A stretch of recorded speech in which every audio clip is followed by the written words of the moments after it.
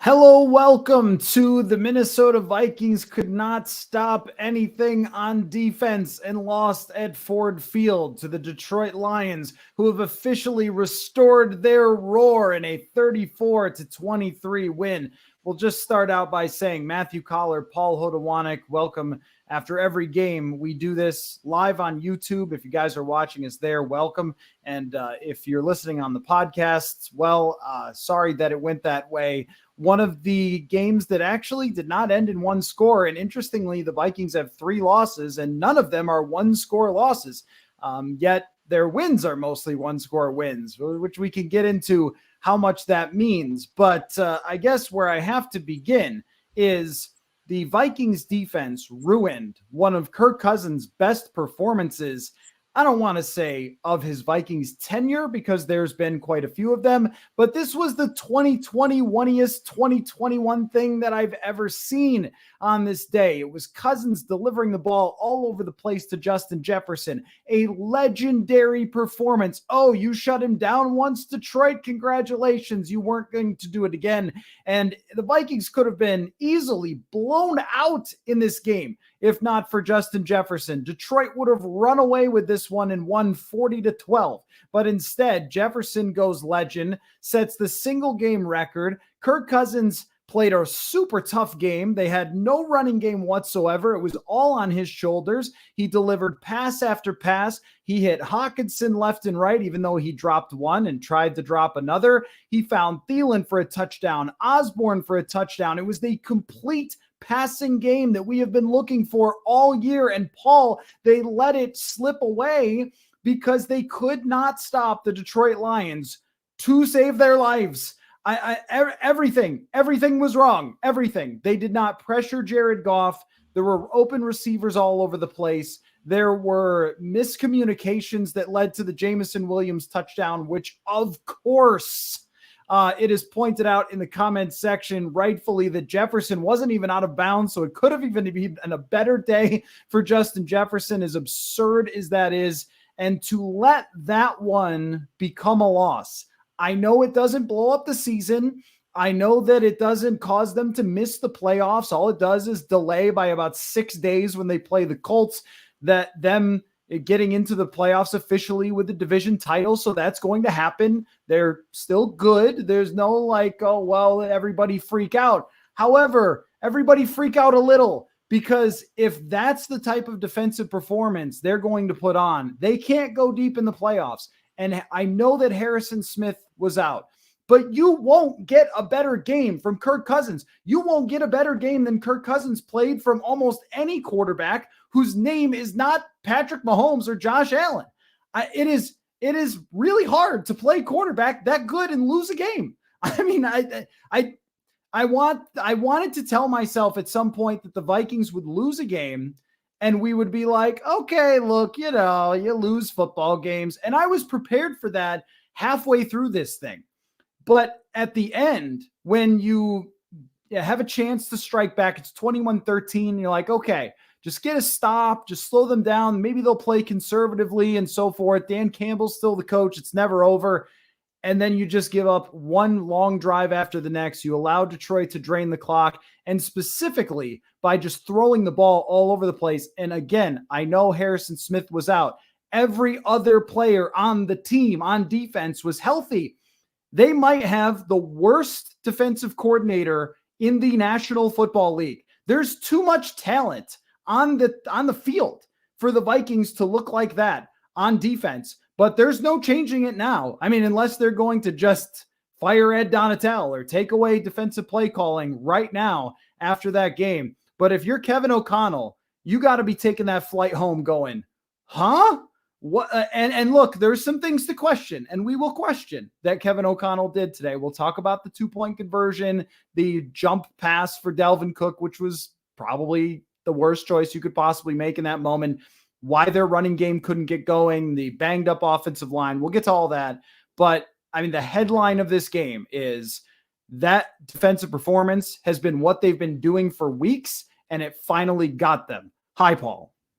Hello, Matt. Yes, I think we've chatted frequently over the last few weeks as they've continued to win games and say, I don't know what they're doing on defense. They have let up the most yards in the league over the last 5 weeks now. It is just the way that this defense looks. And last week, the red zone defense kind of bailed them out from maybe another one of these really, really bad performances. But the defense has been bad all year. And so I think if you would have told me coming into this week that they lose to the Lions, they lose by 9, I don't necessarily think that's kind of a, man, that's like really disappointing for the Vikings. The Lions coming into this game were 4-1 entering the game in their last 5. They're now 5-1 after their last 6 games. They were like top 3 in offense by EPA per play over this stretch, especially passing the ball. I believe they were first in drop back passing. So they were a top offense. Their defense was rounding into form. Like, this was a team that was playing like a playoff team in the Lions and who still have an outside chance right now at the playoffs. They dug themselves quite a hole early season. They're trying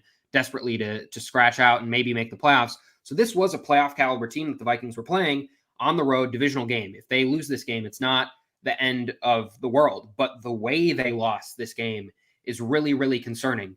When you just get stuffed running the ball, you averaged 1.3 yards per carry. When you're getting out special teamed in several situations, when you're just not good in those situational spots at the end of the half, you look like you could score a touchdown, then get the ball in the second half right away and go up. And they get 0 points out of that with a fumble.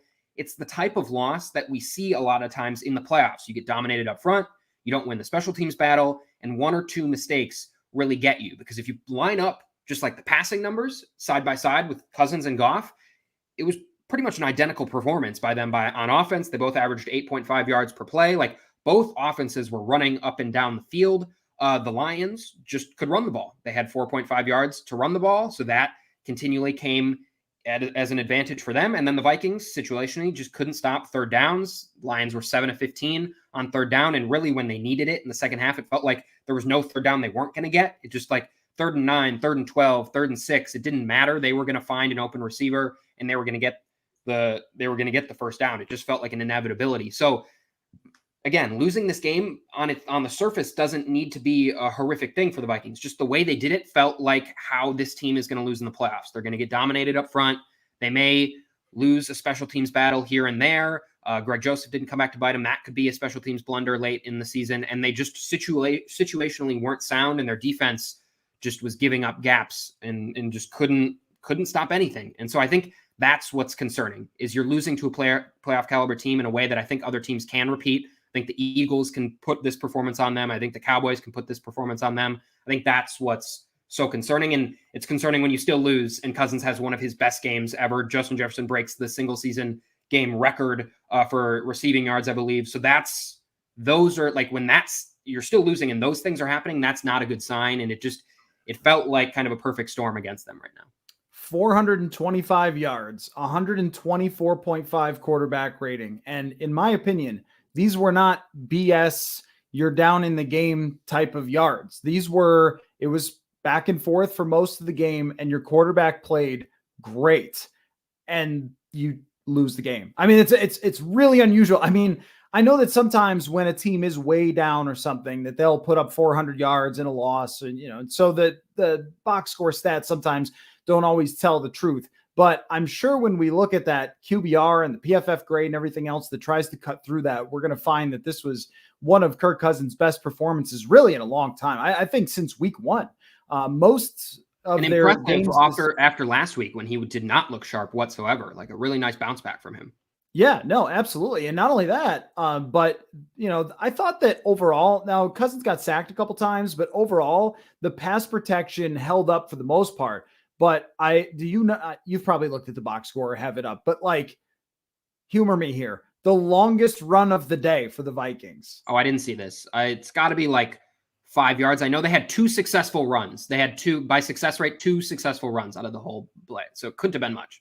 5 yards. 5 yards. Yeah, it was 5 yards. That's unbelievable for them to get dominated so much. And Garrett Bradbury being out is a big deal, because Austin Schlottman has barely played ever in his career. And Bradbury, for his foibles when it comes to pass blocking, his run blocking has always been above average. But this does shine a light. And this is where the problem comes, is that the issues today were the issues all the time. It's just that they were covered up by great plays at the end of a game. Like this game, the big play never came on defense. The big strip sack, the big interception that, hey, we're going to tighten up at the biggest moment and give our team a chance. It just never came.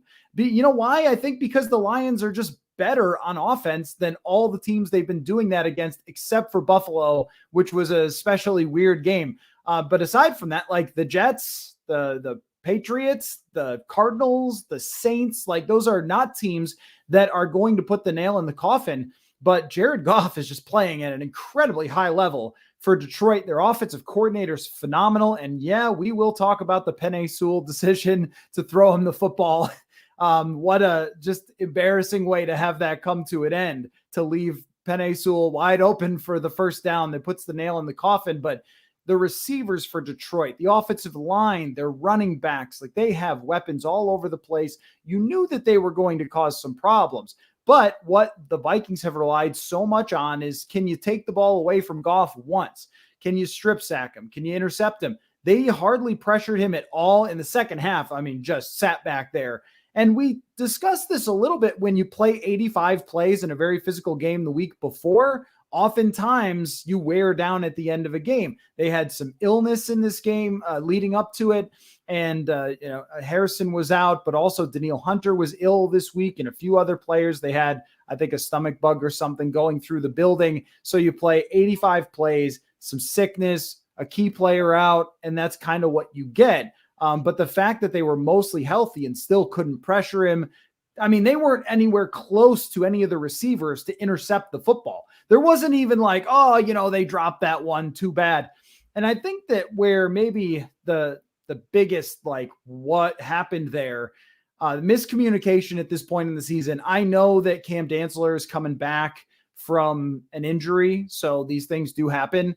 But to leave Jameson Williams just totally unguarded and then to get roasted down the sideline. I mean, this is a guy that's coming off of a lower body injury and was never the fastest to begin with. Like, is that going to be a thing where teams can run these go routes against the Vikings and have success on defense? But really, you can run almost any routes against the Vikings on defense and have success. So if we kind of go back, let's talk about, because I think we're very much on the same page with what it means to have played like that defensively and everything that went wrong. I wish I had a solution. I wish I could say, well, if they only did X, Y, and Z. It didn't look like they blitzed more, which is kind of weird because Kevin O'Connell's been sort of nod, winking, like, I agree with you guys, we should blitz more. From my eye, it didn't look like they did. And I don't think Goff is a great quarterback if he's blitzed, and I know he's not when he's pressured. He got the slightest bit of pressure on a fourth down and threw it 8 feet behind his wide receiver. That's who Jared Goff is. That's why he's here and not in Los Angeles anymore, because he can't make a play under pressure. And yet it still seemed like they were mostly just hanging back and letting receivers go wide open. But if we go back, Paul, to the very beginning of the game, this one had, I think for the first time, correct me if I'm wrong, decisions of Kevin O'Connell's where we went, you sure about that? They go for fourth down, and the play call is to run right behind Austin Schlottman, the backup center. They get stuffed immediately. Detroit gets the ball, boom, touchdown. Then there's the decision to have Dalvin Cook run a pop pass or a jump pass or something at the goal line, which is probably his worst decision as a head coach so far. I think hands down, that's not result either. That's process too. I mean, Dalvin was not running it successfully. I've never seen him throw the football. We watch these guys, and I don't mean to go off about this too much because I want to get your thoughts, obviously, Paul, but we watch these guys throw the ball around pre-practice, post-practice. Justin Jefferson could fool you for a quarterback. When he throws the ball, you're like, okay, that's not Dalvin Cook. Like, Dalvin Cook is not a thrower of ball. The offensive linemen look just as good throwing the ball as Dalvin Cook. He's got like shoulder surgeries. Or shoulder injuries. Like, that's not, so he's holding it like he plays for Army and Navy out in front of him, like he's running an option, and it gets, stripped. I just thought, like, why? The 2-point conversion attempt, I will probably defend all day long. It didn't end up mattering, though, really, at the end of the day, because they just couldn't get a stop. But interesting enough, though, to me, that this is the game where we kind of said, like, some of these decisions win a little galaxy brain.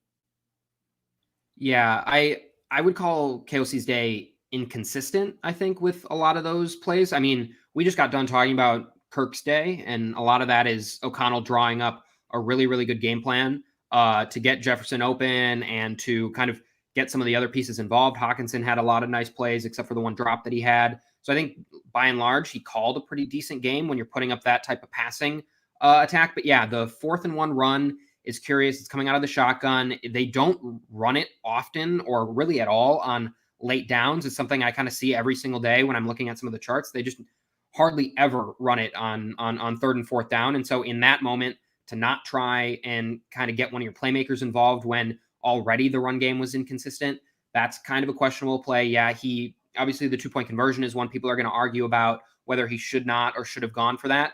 I'm totally fine with him going for it. I don't, love a tunnel screen to Thielen when you have Jefferson and Hawkinson. So I think you can make some kind of qualms about the specific play calls of when he went for it. And then late in the game, they kicked the field goal to go only down 8.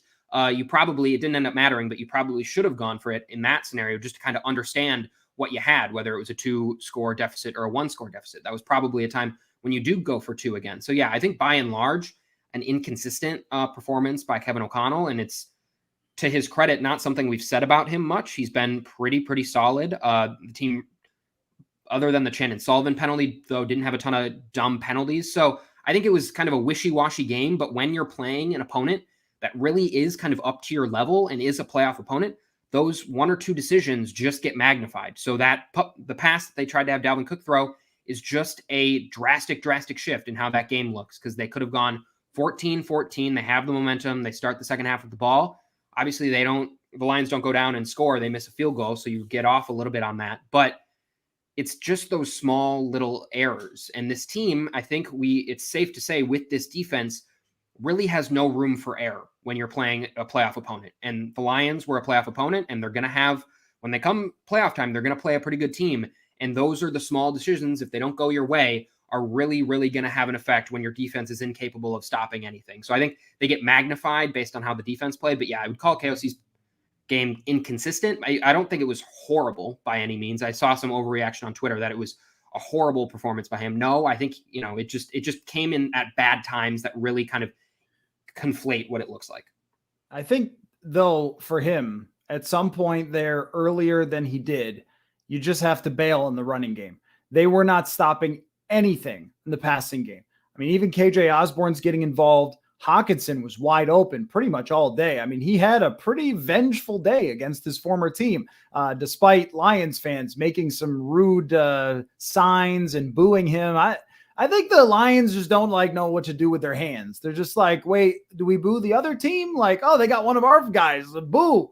In December, they're usually not even there in the building. So they were a little puzzled, but it was a great day for TJ Hawkinson. And all the things sort of show you the capability of this offense that we've been asking for. And it reminds me of a team in baseball that sometimes is hitting home runs and other times is pitching well, but we haven't really seen them do both at the same time. Like last week, they get all those stops in the red zones, that got you through. And other times it's been clutch drives at the end of games, but inconsistent throughout the game offensively. This was really a complete game from Kirk Cousins. I didn't think that they had that oh man, it's been 2 quarters since they've moved the ball. I thought open receivers were being hit on target. He was hit a couple of times and as usual got back up and played very gutsy football. And I think that's kind of the concerning thing here, is that you should just never lose a game like that. And it's brought up in the comments. There's a few examples of that from previous seasons in 2018, when the Vikings were a very flawed team, where they tied the Packers in a phenomenal Cousins performance, and then they lost to the Rams in Los Angeles. This kind of reminded me of that, where it just felt like, is there anything else he's supposed to do today? But O'Connell seemed like he kept wanting, oh, well, it's 1st and 10. So, I probably should just hand the ball off. Dude, there was a game that I was watching recently on YouTube that people should go back and look at if you haven't seen it, where Drew Bledsoe threw 70 passes against the Vikings. That would have been appropriate here. 41 passes was not enough. The way that was succeeding and the way that the run game was failing, I mean, they needed to put the gas pedal down even a little bit more. I mean, that's my only qualm, but they threw for 425 yards, so you can't really overly criticize that. But it really is that swing of Dalvin Cook fumbling is humongous. And that's the kind of swing that they haven't been on the wrong end of very often so far this season. Dalvin's usually good for like 4 or 5 fumbles a year, and I think maybe had one so far this season, but that's not even on him. I mean, that to me is on the play call and just trying way too hard and having it bite you. But aside from that, I don't think I have massive criticisms when you throw the ball as well as you do. But I think I would say the lesson that might have to be learned from this is for Kevin O'Connell, if you want to dink and dunk and play a low scoring game, if that's something that you've been trying to do in recent weeks, where if you look at the average depth of target, it kind of seems like it, like they've been, especially against good defenses, good defensive lines, like they've been trying to throw quick little passes, Alex Smith this thing into a close game. Just throw that out the window, man. I mean, as we get down the stretch, and the thing is, they're playing 4 bad teams. I don't respect the Giants at all. Colts are a tire fire. And, Chicago might be interesting. Like that game could be 34-23 also. And then, I'm in the wrong order here, but Green Bay, they'll try. Like Green Bay is going to fight you in that game for sure. And they can score some points. Anyone can score some points against this defense, but it's not like they are going to face another test like this, where the opposing team is playing great football and they have an elite offense and they're moving the ball and putting up points. And it sort of showed you that it's going to have to be gas pedal down for the offense if they're going to win. It has to be like this. If they're going into the playoffs and they're going to beat somebody like Dallas, you can't hand off and then try to throw dink and dunk and just have Ryan Wright flip the field and so forth. And I was thinking today, like, this offense isn't even as good as Dallas or Philadelphia from what I've observed against the Vikings defense. And so that's now 3 games that you lost against 3 legitimately great offenses where they've run you out of the building. And I don't know that there's really an answer for that, aside from you have the universe's greatest wide receiver. And that's it. That's the answer. It's the only answer. But another thing is, you can't make the mistakes they did on special teams. This sort of speaks to your point, is that the margins are so thin that you can't have, it's, brought up in the comments to some of the calls today that Justin Jefferson probably was inbounds. He probably did have a first down on that one catch that they ruled him just short and gave him a 4th down. But, the Lions had a holding call on where they gained a first down, and then the Vikings gave up a 12-yard pass right after that. So, like, both teams, I thought, had, a debate. People always get upset when I say that, but it's objectively true that they had an unsportsmanlike conduct penalty that looked like nothing. Like there were a few calls that went both ways. It did impact the Vikings to some extent, but I think it's just the reality now that you have to play offensively like this, and when you're going against good teams, and cannot give up a 42-yard play where I don't know whose mistake that is. It looked like Duke Shelley kind of just turned around and ran, like he assumed the punt had already gone off, and maybe that would have been his guy. Maybe they scouted that. I don't know. But you can't give that up. You can't give up long punt returns. You can't miss any. I know they didn't, but you can't miss field goals. You can't fumble the ball. Like, you really are going to have to play this very dangerous type of game. And the unfortunate part is, you're just going to have to kind of sit around and wait to see what it looks like against playoff teams, because none of them are really coming up the rest of the way. So I have no doubts that the rest of the games can all be won, or that they'll win 3 out of 4 or something. But this one right here, more than even Dallas probably, or Philly, because Dallas, you could just go, one bad game. Look, there's a no-show for every team. This wasn't a no-show. This was like some show, and some did not. And I think that it just sort of told us what they're going to have to do eventually at some point against a great team in the playoffs. Yeah, I mean, if the Lions continue to win games, this could be your 2-7 matchup come playoff time and in US Bank. And I think the Lions can recreate a lot of what they recreated today. The Vikings run game, this was not an anomaly for them in terms of how they ran the ball. This is just kind of more and more consistently how they're running the ball. And if you were going to bank on anything regressing slightly, it might just be Kirk played a phenomenal game. You just can't count on that. every single time. But we've said it, but it really just comes down to those few plays, because when you look at the raw stats, like by and large, these teams played pretty equally. Like for all the flack we're giving the Vikings defense, the Lions defense couldn't stop Justin Jefferson for anything and couldn't stop Kirk Cousins. And I know he was sacked 4 times, but I think having Schwartzman in there and having Brandel in there, I thought the offensive line held up relatively well, all things considered. And so you're just thinking about that, and it just comes down to the Cook play. It comes down to the special teams play, and it is what those margins come down to in playoff games. It comes down to like that Green Bay game last year when their special teams just falls apart. Those are how teams lose games. You lose games when you just are incapable of running the ball or stopping the run, because teams can just kind of salt the game away like that. So it did have, for me, a big kind of feel of a playoff game. It sounded like Ford Field was rocking in there. They clearly wanted to win that game. They got up for that game. And I think the Vikings offense took the punches pretty well from the Lions offense, scoring kind of right after when they could have let the game get away. And so it just, I would feel better if it felt like the defense could improve off this game.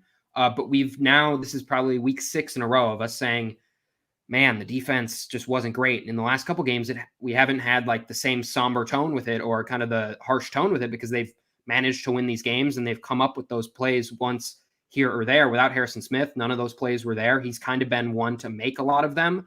So you're hoping he gets back, because he's had several interceptions, just several big plays, and kind of the 2 major touchdowns that the Vikings gave up in the first half there both looked like they could have helped by having Harrison Smith back there to kind of understand maybe where those plays were going. Not saying he breaks up both those. But yeah, by and large, it just comes back down to, if the defense is going to play this bad and the Lions could be in the playoffs and other really good offenses are going to be in the playoffs, I don't know if the Vikings offense, as well as they can play, can keep pace with that team. And I feel like the only way they can do it is if they at least have a threat to run the ball. If they have any sort of semblance that they can run the ball, and they can't right now. And so that's one minor dig on the offense. Obviously the defense is the much bigger issue after this game, but when it's going to be this tight, it's those small things that could hurt them. And it feels like though these are now just repeated offenses over and over again. And I don't think they're going away. And so it's just, how well can you manage them? And can you get those bounces that didn't go your way today and mostly have gone your way this season? It just feels like more and more what's going to determine how far they go is simply the matchups.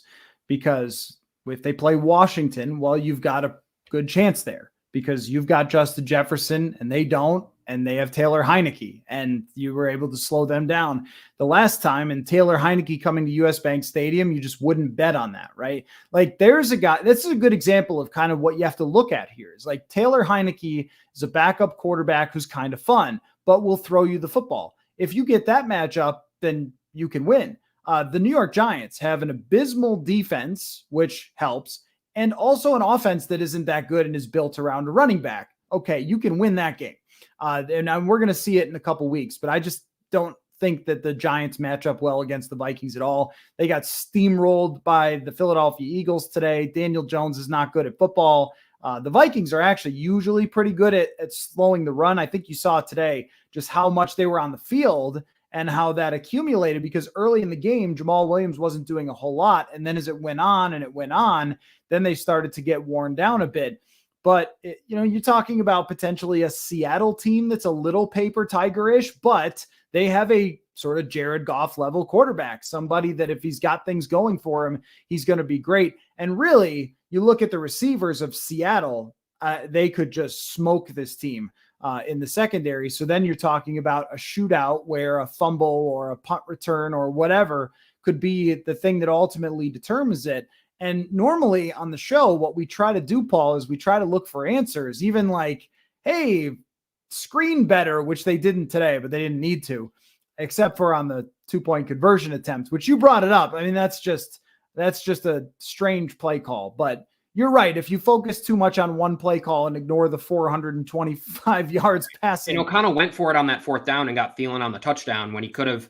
Jonathan Vilma on the broadcast was like, I kicked this 100%. And then they go and they obviously score a touchdown. Like that's going for it on 4th. That's kind of giving your team an edge. So it went both ways. I don't see a lot of broadcasts. The reason I am not in Detroit this week as I'm headed out to visit some family for Christmas time, but they could do better. They could do better than that. And I'm sorry to people who watched a good portion of it. One of the sideline reports, by the way, was I talked to Dalvin Cook and he said, "Hi, back to you." That was very insightful. In the comments asked what I mean by a Jared Goff level quarterback. What I mean is that a quarterback that if you give him time to throw and play action in a running game in favorable situations, the dude will shred you. And Geno Smith is doing exactly that this year, that they've run the ball well. They have great receivers. They're giving him some time to throw, and he is a great thrower of the football. Geno is clearly not the same quarterback that was drafted by the Jets many years ago. He's somebody who could light up your defense.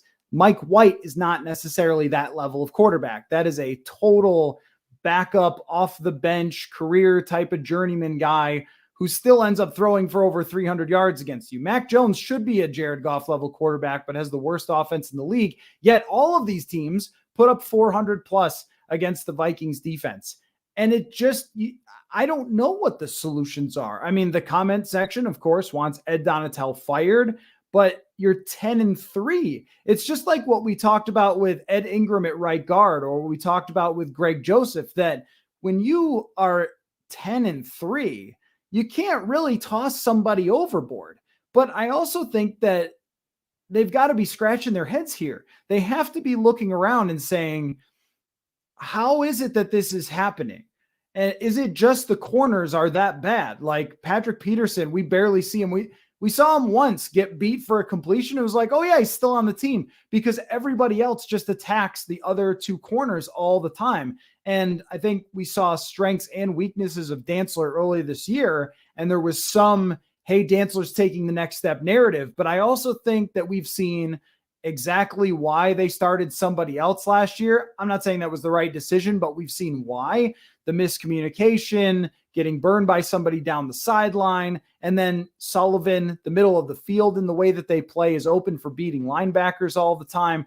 Like, these are things that, have just happened week after week after week, but we haven't put it as much in the spotlight because they found a way to win. So we've all done the they gave up a lot of yards and that was pretty bad, but there's no but this time against the Lions. And I agree with you that if the Lions are coming to US Bank Stadium, if they restore the roar and somehow find a way to make this mad charge and get into the playoffs, it would be insane for them considering the way they started. But that's one of the last teams that you would want to face because of how explosive this passing game is. I don't think you want to play this game over again, especially after they've gotten a look at kind of the Vikings going into their bag for everything they could do to get Justin Jefferson the ball. Yeah. And you brought up Ed Donatel, and I know that's kind of going to be where everyone's eyes are trained. And I've certainly written and been critical of Ed Donatel and his kind of lack of kind of changing things up. I'm not going to call for his job here because I strictly just don't know as much about football as them to know how much is what Donatel's doing, how much is something else. But at some point, I would argue them being 10-3 is a reason for them to do it, because I don't know when you get an opportunity like this. If you're this Vikings team with this current iteration, we've seen this play out with Kirk Cousins as the quarterback for several years. This is the best they've been positioned in any of the years to do anything. They still have the inside track at a 2 seed. The Eagles look really, really good, but there isn't some dominant, established, playoff-proven team that you just know come playoff time is going to be a juggernaut. Like, Jalen Hurts still has to answer those questions. The door is open this year, and it's hardly ever open, and you hardly ever get there. So I would make this the reason to do a move like that, because you let up 464 yards. The previous 3 games, you'd let up an average of 451 yards. That was by far the worst in the NFL over these last 3 games. The defense has not trended anywhere but down. That's where it's going. It's getting worse and worse. And I don't expect the group to get healthier and healthier. Maybe they get some of the pieces back, but they're bound to probably lose another guy at some point. That's just how this works. I don't think you're getting the unit that you had before. And so you just look around and you say, this is the year for us to try to do something. We need to give it our best effort. And so the Vikings need to try to figure out, is Donatel the right person to lead that effort? And a lot of times in the NFL, these things can be cruel, and it can be, is it technically your fault? No, but we need to change things up for some reason. So if you're making that argument, that's the argument you're making. You're saying anyone But Donatell at this point, just give him a chance to try something, do something. It's really hard to parse whose fault is when the coverage breaks. And if that's a player or if that's on coaching, it's kind of on all of it. And so this defense, though, is maybe the worst defense in the league at this point. The numbers don't quite back it up just based on how they played decently at the start of the year, but this is trending towards the worst defense in the league. And so you're at a spot where you still can do something in the playoffs. You still are there and positioned, and you got to figure it out on defense. You just have to do something. And so whether that's Donatell, whether that's making drastic ways to how you're playing, it has to be something, because the status quo is not good enough. The status quo is just going to trend them and tank their defense even more, and they're going to lose in the first round, basically. So I don't know if that's Donatell. I don't know if that's something else, but it has to change. Just, you have to try something. You're at the point where it makes no sense. It's malpractice to just keep trotting out the same scheme, the same players, the same coordinator. Something has got to be shifted to just at least try to improve this thing. I don't know how it's not the scheme, because now last 2 years, they had no pass rushers. I mean, Danielle Hunter got hurt 7 games into last year. Danielle Hunter didn't play in 2020. Everson Griffin played half the season for them last year, and they ended up just, they did the Yannick Ngakoue thing and ended up with nobody by the end of the year. It was like a Fadi Adenabo or DJ Wanham or somebody who was in over their head playing the whole game.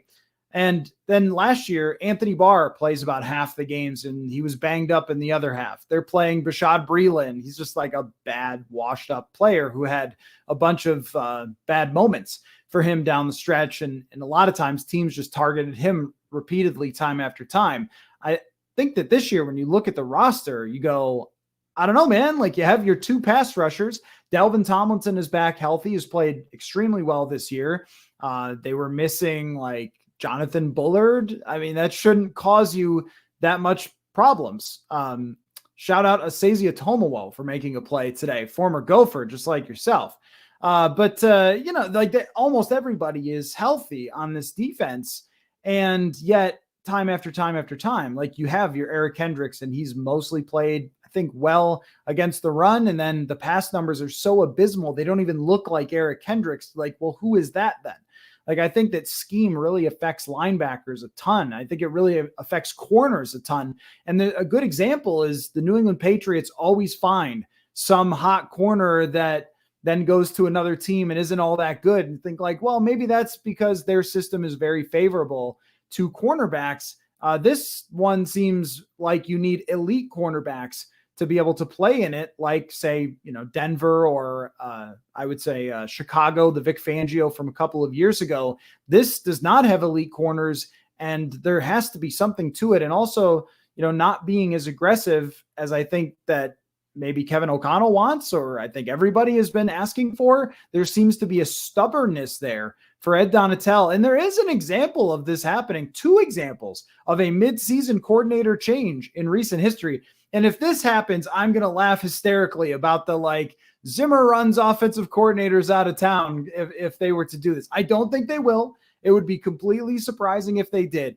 However, 2016 was a all-in. We're just pushing all the chips to the middle of the table, making the Sam Bradford trade. And 6 weeks into the season, 7 weeks into the season, Norv Turner is, resigns, finger quotes. And then we saw this in 2018 when they were going down the stretch after a horrendous performance against Seattle, and they decided to fire John DeFilippo. So these things do happen. And look, I mean, there's excuses being made in the comments about illness and Harrison Smith being out and so forth. Right. But the last 3 weeks, it's not just one. It was Mac Jones, who is playing in one of the worst offenses in the league. It's Mike White, who's Mike White. I mean, it's just like, who? And then they finally face a good offense and a proven offense, and they shred them all day long. So I don't think it's just like, oh, well, they had some bad breaks. Everybody was healthy in this game. And by Friday, there wasn't anybody who was on the injury report for illness. So there's really not much of an excuse for this. Also, there's just not much of an excuse for miscommunication, getting toasted. Cam Dantzler and Cam Bynum have played together since the beginning of the training camp, since OTAs. And yet they're making a pretty elementary mistake there. And you just have to wonder how much is the scheme. So, I mean, this is one where it's like, the lead I wrote to my instant reaction was, it's not often that your team is 10-3, but you sort of hover the hand over the panic button when it comes to a performance. But when you give up 40 to Dallas and then 34 to Detroit, the two most explosive offenses, and even over 20 points to New England and the Jets, I mean, the accumulation of this it's pretty scary for you. And I don't know if the Vikings can't overcome this with the way Kirk Cousins played. I mean, I don't know. Like that just makes it really difficult to make the argument for them winning 4 playoff games when your quarterback's absolute best showing of the year by a mile ends up not netting you a victory. Yeah, I think you brought it up earlier, but I think the key will just be matchups and the teams that they end up playing. Like, say they get the Giants and they win that game, and then the 49ers win and it's Brock Purdy. Like, that's kind of the route that you say, okay, they can win some of these games. And then you get to a game against, I don't know, the Cowboys or the Eagles. And then you just got to win one of those. You just got to have a Bills performance. So it's there, but it really is matchup reliant, because if they go up against a Goff, if they go up against even a Geno Smith with the way that offense is going, like, then you start to question, like, as good as our offense can play, even if they have that performance, we still may not win the game. We still may not have like the trump card, because the trump card is the Vikings defense for every other team. Like, that's the trump card, is how bad this defense is playing. So they just need, if they did what the Lions have done this season, to kind of resurrect their team, go from the worst defense in the league to the 20th worst defense in the league. Like, that is a massive shift. And when you talk about the playoffs, that's 1 or 2 drives that you stop them instead of letting them score. And that's the difference in whether you win one of these games. Like, this defense is never going to win them a game at any point this year. It's just, can they stop them from losing a game? And because they lost this game for them, and they could have lost that Jets game for them. They could have lost that Patriots game for them. Like, it's come close so many times. We finally got that game where one turnover doesn't paper over the rest of it. We just saw it in its actuality, kind of it consumed this game, was how bad the defense was. And so it's going to be matchup reliant in how much the other offenses can take advantage of it. And so that, again, goes back to this weak NFC. There's also a scenario where you play the Lions in the first game and you just lose, or you play Dallas, or I don't know how the seedings would have to work, but you play a team with a proven offense and you just can't stop them. And it might not matter how well Kirk plays and how much we talk about Kirk Cousins so often, but it might not even come down to how he plays in one of those games, because the defense is just that bad. I think that really next week might be where this conversation starts if they give up a lot of yards to Matt Ryan, because you're talking about the worst, most incompetent quarterback in the NFL at this moment in Matt Ryan, and someone that doesn't even have like a weird upside. Like Taylor Heineke has weird upside. He could just throw 7 bombs and the ref could get in the way 7 times. And you're like, wow, Washington? But Matt Ryan can't throw the ball 7 yards through the air. He has the lowest average depth of target in the entire league. You should be playing your corners uptight, pressing them all day long. He's not going to beat you over the top. Any pressure absolutely unravels that guy. Like, this should be like, if this was you kind of took a licking, like, you need to put a licking on somebody else, the same way that Dallas did. So if they give up a lot of points to Indy, then that whole conversation about changing defensive coordinators, like, I don't think you would do it on a short week like this. They play on Saturday. But I think that it really sparks up if they can't slow down an offense that has just been absolutely abysmal and is being quarterbacked by 2015 Peyton Manning, like just the most washed in the league. Let me circle back just to something, one of the things that we say all the time that turned out not to be true today was that, they need to run the ball. And this was certainly Old Takes Exposed. I was on WCCO radio, your station, right before the game, like at 11:45 in the morning. And I was like, oh, well, they need to get Dalvin Cook going in this game and then set up some of the stuff that they want to do. Totally wrong. Completely wrong. They did not get him going, and yet they were able to pass the ball all over the place. But this running game, it's one of the weirder running games I can remember. It actually maybe goes back to like 2015, where Adrian Peterson led the league in rushing, also led the league in carries. And there were just a lot of negative runs. and then a couple of huge runs. And that's essentially what you've got here in a running game. It's not a consistent running game at all. And I think that the offensive linemen coming back is going to be a big deal, that they can get healthier as they go down the stretch, but it's never been a consistent running game. Do we think that that's something with Dalvin Cook, something with the line, something with the scheme? I mean, they are leading the league still in outside zone runs, so it's not like they've completely, or their top three, it's not like they've completely abandoned what they used to do. I know that it is a little different, but it is perplexing. I mean, they made the Detroit Lions, who are not a great run defense, they made them look like San Francisco or something. They made them look like the Jets, a team that could just sort of pound your face in on the defensive line. And I guess we're to the point where we just have to say with some of these things, like, you are who you are, and you're probably not going to change. But they're so reliant. Like, somebody asked me today, like, where do the Vikings rank in 3 and outs? And the answer is top 5 worst, or bottom 5, whichever way you want to phrase it. They have a very, very high percentage that's similar to like New Orleans and Pittsburgh, teams that are being quarterbacked by very, very bad QBs. Like, they're just so reliant on 47-yard catches from Justin Jefferson and 39-yard catches from Justin Jefferson that it sort of goes under that same bucket of like, can you do that for whole games? Because even during this game, they had a handful of 3 and outs that in order to win the shootout, they would have needed. I'm not blaming them. I'm not blaming the offense. Don't send me that tweet. But where they needed to respond, like coming out in the second half after they had fumbled, they needed to respond. They go 3 and out. They've just got a lot of those. And I think it really connects to this inability to run the ball consistently. Yeah, they rank 29th in running success rate. 31% of their runs are successful. So that's just not going to cut it when only 1 and 3 are coming up, and you're kind of progressing into the down and kind of not getting behind. Like 2/3 of the time they're getting behind. In this game, Cousins' EPA was 23 points. They scored 23 points. That means they got no help from any sort of running game. They got nothing like that. It all came from the passing game. And so I think honestly that one Dalvin Cook 80-yard run maybe kind of like hid some of the your every down runner. Dalvin just hasn't quite been there to the level that he has been there before. I still think he has his burst in a lot of different runs. It's just he's not able to consistently kind of showcase it. And whether that's offensive line play, they've certainly had a lot of combinations going in there. They lose Darisaw, they lose Schlotman. They're having kind of a rookie right guard in there. Like there's certainly offensive line qualms that you can have about, and kind of reasons to put it on them.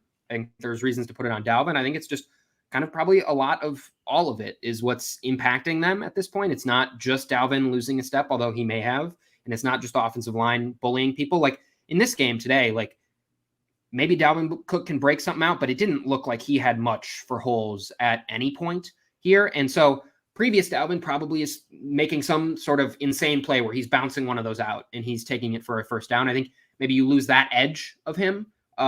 Still, like, he's still a solid runner. He's just not that exceptional runner that maybe was papering over some stuff in previous years. And so I think it's just imperative for them that they have like one that people can at least respect. And they have one that cannot lose half a point on every early down rush, which is what they did today. Like that's just not going to cut it for this team. And so it just, again, it's like that defense. Can you get it from really bad to just average to the point where the passing game is really working? And obviously today it showed you don't even need the running game to work that well for the passing game to work. So maybe that's even a reason to go even more, lean into pass heaviness. You show this to Kevin O'Connell and you say, you don't need to run the ball successfully. You probably don't need to even run it, because if you just keep throwing it, good things are going to happen, because they did not run the ball with any sort of effectiveness today, and it did not stop the offense of the passing game one bit. So maybe you show this game to him and say, you know what you don't need to do? Run it into the offensive line 10 times for no yards just to say, hey, we can set up the play action now. Maybe just run the play action, because it still may work. Just that's because the way brains are wired in the defense, in the linebackers and the coverage guys, like they're just going to want to look to see if they ran the ball. I don't know if you necessarily need to do it successfully or keep trying to pound your head into the wall to make it work at some point. You just got to lean in fully into the passing game. And I think that opposing defenses are sort of aware that they can stop Dalvin Cook with their front four and then just cover. It didn't help them cover today with Detroit. They've kind of been that pass defense all year long, not the one that slowed down Justin Jefferson. This has kind of been more of who they are as a pass defense, but it's not what you'd expect for them to be able to just use their front in order to slow them down. And the Vikings really didn't even have many chances to run a lot of the play actions that they want to run because they weren't really in position to do so. It was a lot of second down and long throws, third down and long throws because they weren't running the ball successfully. And I remember looking at this maybe 2 years ago that Dalvin Cook, after whatever date, starts to fade in terms of yards per attempt. And they showed a graphic on the TV. He's fifth in carries. And the other guys that are in his ballpark are Nick Chubb, Saquon Barkley, Derrick Henry, Josh Jacobs, the guys who get the ball all the time. And, going into the season, it sort of reminds me of the funny things that we talk about that just never happen. Like we always talk about them and they never happen. And then at the end of the year, the coach will be like, yeah, I wonder why we didn't do that. It's like, what?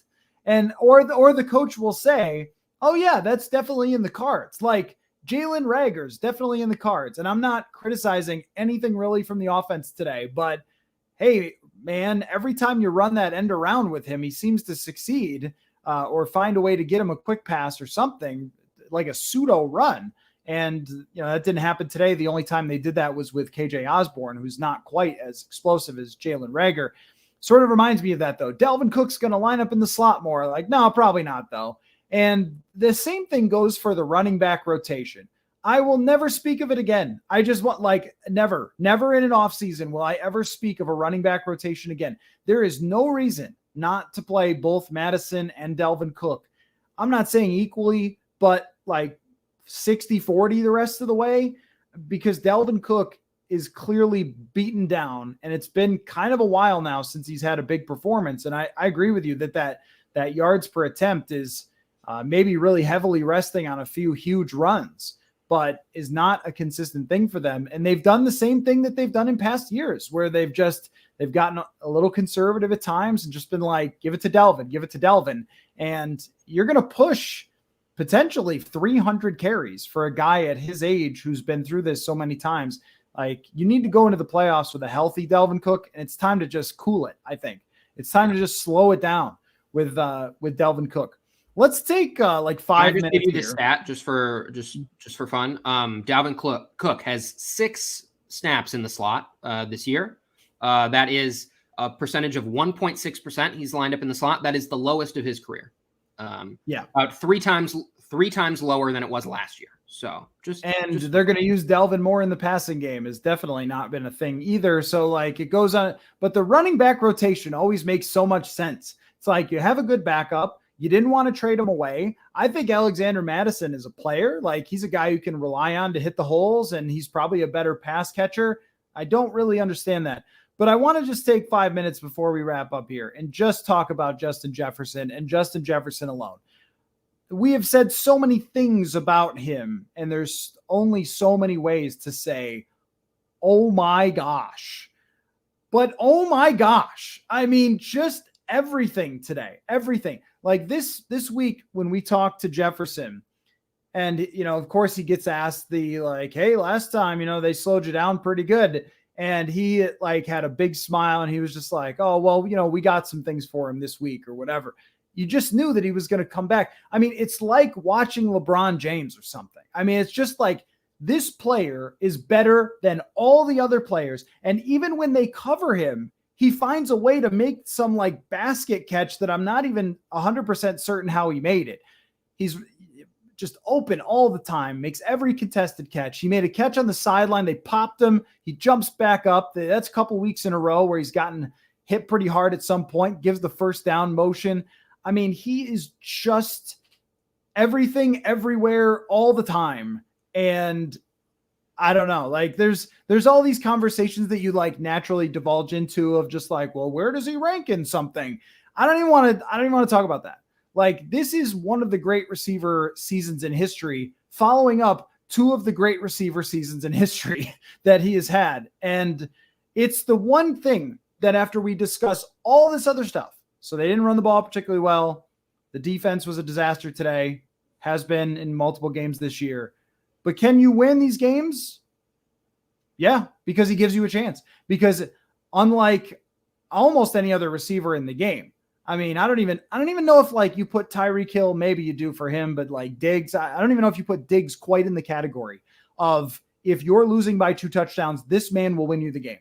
Like maybe he's close, but I don't even know if he's there with the level of Jefferson that is so unstoppable, even when the other team knows exactly what you're doing and what you're trying to do. And yet he's there. I don't know. Yeah. It's historic and it's unbelievable to watch. And poor Justin Jefferson has to not wear chains on the way home or something, or take his grill out. I don't know, whatever it is he's got to do because they're all ashamed of losing. But wow, that's one of the great performances ever by a receiver, period. Yeah, I think when it really set in for me was when he didn't make the like one-handed grab down the right sideline. And I was like, oh, like probably could have brought that one in. And then I was like, wait, what am I asking for him to do? Like make this insane one-handed catch along the sideline, but that's just what we've come to expect from him. And it today wasn't like those flashy plays. It wasn't the Bills catch. It wasn't some of the other great catches he's had. It's just like, oh, on third down, yeah, he's open. And you're going to throw it to him and he's going to be there and he's probably going to break 2 tackles and then get tackled on the third one and go for 30 yards. And it's just the inevitability we talked about with the Lions offense, kind of just getting third down conversions or kind of conversions at all. That's what the Vikings have. It just feels inevitable that if you pass on first, second, and third down, one of them, Jefferson's going to be open and he's going to get a first down for it. Like it's just how it works with him. And so it's incredible to watch. He's catching ones that are really tight when he's really tightly guarded. He's catching those. He's bringing down contested catches, wide open catches. Like everything about Justin Jefferson is just screams like MVP if we didn't just give MVP to a quarterback automatically. It's just like that he seems to be the most valuable player that's not a quarterback. And again, I don't want to get into that ranking of all these guys, but it's just we have the luxury of watching it down in and down out and just the difference that he makes and the fear that he strikes in defenses and it not even mattering is just remarkable in every sense. They just can't take him away in any sense. If the offense is committed and Kirk is willing to throw the ball to him, even when he may not seem open, I don't see a reason why he doesn't have a really great performance. Like early on when he had this bad game against the Lions, I'm sure he could have had a good game if they just committed to throwing to him even when he wasn't that open. Like I think it's just as simple as you throw it regardless of what the coverage looks like because he's probably going to catch it. And they've realized that towards this back half of the season. And you just see his numbers way more consistently. He's just being a difference maker. I don't think that's Justin Jefferson changing. I think that's everyone else realizing, hey, just throw it to him. And this is what we're going to get week in and week out. And you called it one of the greatest receiver seasons we've seen.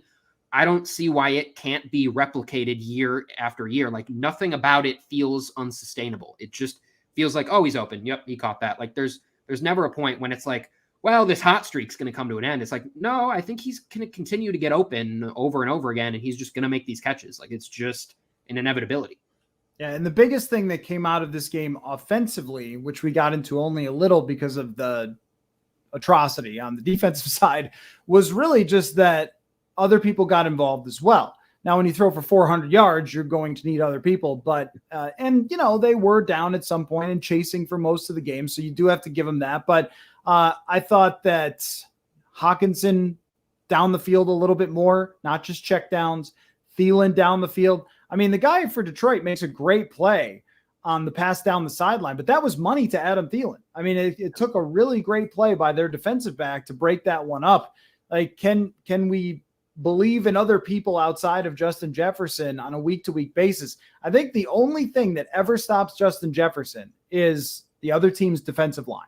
Today, the roar may have been restored on offense, but it was definitely not Robert Porcher out there. That's from the 90s because there's no 2000s players I can reference that are good for the Lions. But it was not like the Jets. It wasn't like Dallas sending Micah Parsons after him.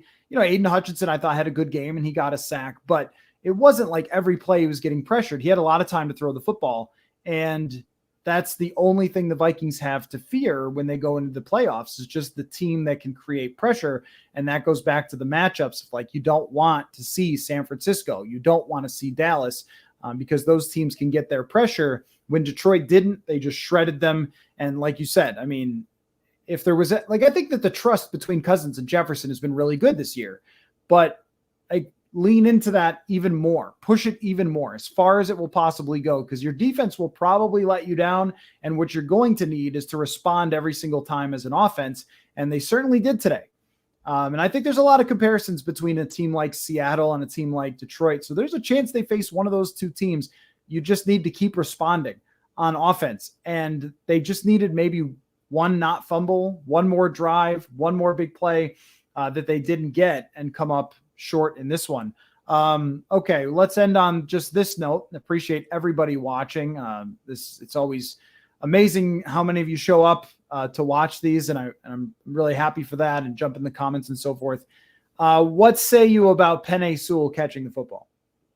I mean, I tweeted it was just a fitting end to the game. Like, probably could have gotten any receiver open the way Ben Johnson was calling that game and the way the Lions were playing. But we'll just rub it in your face a little bit and have Penei Sewell catch it and dive forward for the first down. So not exactly one you'd expect to have against you. So I don't really necessarily have all the faults of the Vikings defense, not necessarily bagging them for that play. But yeah, just felt like the perfect kind of fitting encapsulation of this Vikings defense performance, and increasingly this Vikings defensive season, when their offensive linemen can get a first down on you by catching a pass. So it really just kind of felt like it fit the rest of the game.